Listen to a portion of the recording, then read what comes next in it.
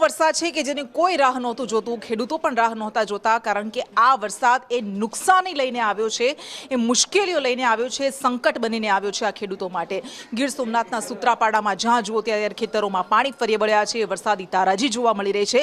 તો કચ્છના ગામડાઓની હાલત પણ કંઈક આવી છે। મગફળીનો પાક હોય કે કપાસનો પાક, ઊભો પાક નિષ્ફળ થઈ ગયો છે, તબાહ થઈ ગયો છે। ગીર સોમનાથ જિલ્લામાં છેલ્લા 2 દિવસથી મેઘરાજા મન મૂકીને ફરી વરસી રહ્યા છે અને જેના પગલે જે ખેડૂતો છે તે ખેડૂતો ક્યાંક ને ક્યાંક ચિંતામાં મુકાણા છે। ઊભો પાક કહી શકાય કે મોઢે આવેલો કોળિયો છીનવાઈ રહ્યો છે। આ દ્રશ્ય છે લોઢવાના વાડી વિસ્તારના દ્રશ્ય છે। ગઈ રાત્રિના અંદાજે 8 ઇંચથી વધુ જે વરસાદ વરસ્યો, ધોધમાર વરસાદના પગલે ખેતરો છે તે બેટમાં ફેરવાયા છે। પરિસ્થિતિમાં તો એમ કહેવાનું છે કે અમારા આખા વર્ષની મહેનત બધી પાણીમાં રોળાઈ ગઈ। અમે તો જો કે મજૂરી કરી લેવું ને ખાઈ લેવું, પણ માલ ને અમારે કઈ રીતના રાખવો।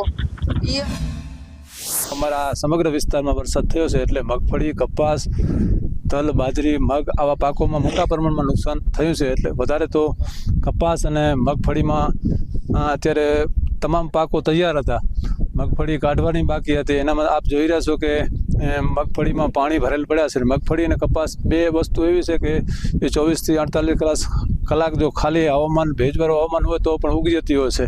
એટલે પાણી ભરેલ પડ્યા એટલે બધી મગફળી ઉગી જવાની છે। એટલે મોટા પ્રમાણમાં મગફળી અને કપાસમાં આ વિસ્તારમાં નુકસાન છે। નુકસાન છે ખેડૂતોને।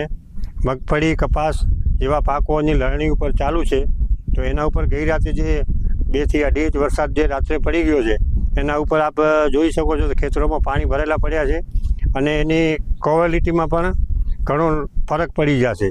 જે આજે વેપારી લેવા આવશે તો એની ક્વોલિટી બહુ નબળી થઈ જશે વરસાદને કારણે, તો પણ ખેડૂતને કોઈ રીતે પોસાય એવું નહીં રહે। તો પાકમાં તો કહેવા જઈએ તો સમજી લો ને 90%